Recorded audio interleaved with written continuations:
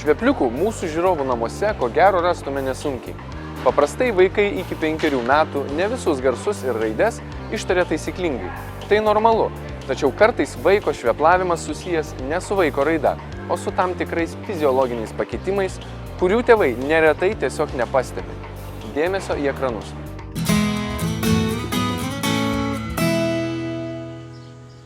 Visi esame girdėję apie liežuvio pasaitėlį. Tačiau ar žinome, kaip jis atrodo ir kaip suprasti, ar jūsų vaiko liežuvio pasaitėliui viskas gerai? Jei liežuvio pasaitėlis yra normalaus ilgio, galima netrukdomai iškišti liežuvį ar pasiekti liežuvio galiukų gomurį. Liežuvio pasaitėlis tai yra fiziologinis darinys, kuris ir kaip ir fiksuoja liežuvį, bet kartais ta fiksacija būna netaisyklinga ir pasaitėlis gali būti per trumpas. Ir tai ypatingai yra pastebima, kai vaikas tik tai gimsta, kūdikis, jam būna iš tikrųjų labai sunku taisyklingai maitintis iš mamos. Todėl jeigu vaikas gimė su prisegtu liežuviu ir tai jam neleidžia normaliai žįsti krūties, reikėtų kreiptis į specialistus, kad liežuvio pasaitėlį kuo greičiau pakirptų. Tuomet kūdikis galės ne tik žįsti mamos krūtį, bet ir atlikti kitus su čiulpimo refleksu susijusius veiksmus. Tačiau liežuvio pasaitėlis ne vienintelis dalykas, į kurį reikėtų atkreipti dėmesį. Yra dar keli pasaitėliai burnoje, tai yra apatinės lūpos pasaitėlis ir viršutinės lūpos pasaitėlis.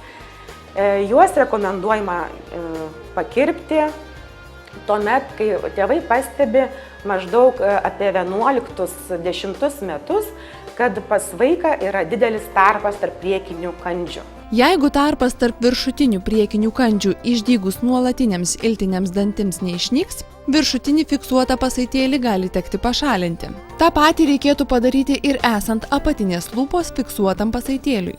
Kita problema yra, kad jeigu pasaitas yra fiksuotas labai arti dantenų krašto, tai vaikui netgi jis traumuoja jį valdydamas dantų šepetėlių ir tai yra skausminga.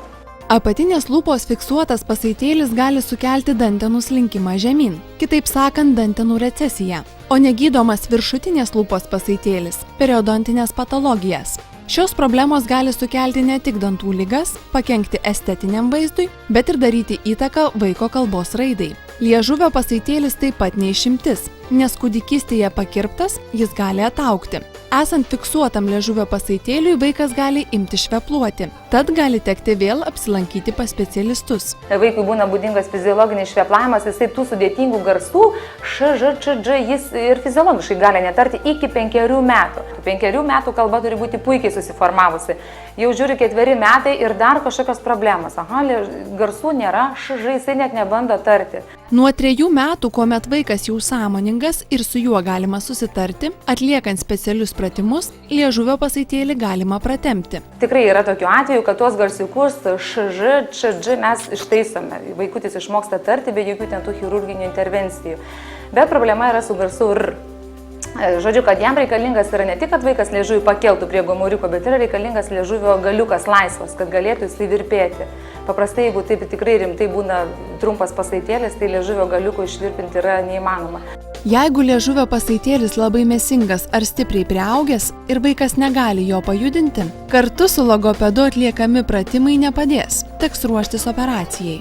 Paprastai tėveliai labai jaudinasi, kad tas pooperacinis laikotarpis labai ten jau yra sudėtingas ir vaikučiai nenori mankštinti liežuviuko, jiems skauda, bet tikrai pasakyčiau, procesas nėra toks jau labai sudėtingas. Kai vaikas ateina pas specialistą, pratimukai daromi atsargiai, palengva, ten žaidybinė forma, žodžiu, jie tikrai mielai tą kartoja, daro, žodžiu, problema yra išsprendžiama. Tiek liežuvio, tiek apatinės ir viršutinės lūpos pasaitėlio gydymas paprastai būna atliekamas įprastu chirurginiu būdu. Šiais laikais tai galima padaryti be skalpelio, neskausmingai ir greitai, su lazeriu. Šį metodą Žvėryno odontologijos klinikoje jau yra išbandęs ne vienas mažasis pacientas. Čia yra minkštų audinių diodinis lazeris, kuris preparuoja minkštus audinius. Tai reiškia, mes būtent pasaitėlius galime išgydyti, galime pašalinti, tik tai šito lazerio pagalba užtenka. Yra visiškai be kraujo gydymas, neskausmingas ir atlieka šviesa, lazeris nupjauna, skausmo nėra, nes yra užlydomi smulkios nervų galūnėlės, kraujavimo nėra, nes yra uždaromos smulkios kraujagyslės. Naudojant minkštųjų audinių lazerį žaizdelė visiškai užgyja per 2 dienas. nereikia išimti siūlų ir nelieka jokių randų. Procedūra trunka 10 minučių ir ypatingai tinka vaikams. Kitas žvėryno odontologijos klinikoje naudojamas lazeris yra skirtas gydyti ne tik minkštuosius audinius, bet ir dantis.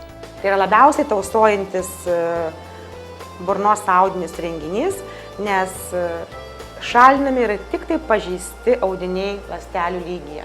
Yra hidrokinetinė energija ir vandens lašeliai yra labai smarkiai įgreitinti šviesolaidžio, fotono ir paprasčiausiai nekontaktiniu būdu preparuojami audiniai.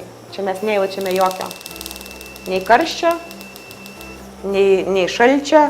Lazeriu visiškai be skausmo galima atlikti visas burnos procedūras. Jei po šio reportažo susirūpinote dėl savo mažylio liežuvio pasaitėlio, ar įtarėte, kad dėl jo vaikas švepluoja, trumpas testukas jums.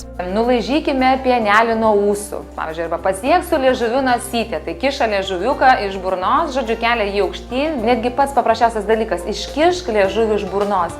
Jeigu vaikutis gali iškišti liežuviuką tik tiek, kad jisai atsigula ant apatinių dantukų, jisai visai neišrenda iš burnytės, tai yra ženklas, kad kažkas yra negerai. Jei šios pratimus atlikote be problemų, liežuvio pasaitėliui viskas gerai ir vaikutis iki 5 metų tiesiog nusto šveplavęs. Na, o jei turite įtarimų dėl apatinės ir viršutinės lūpos pasaitėlių, niekuomet nevėlu apsilankyti pas odontologą ar pasitarti su šeimos gydytoju.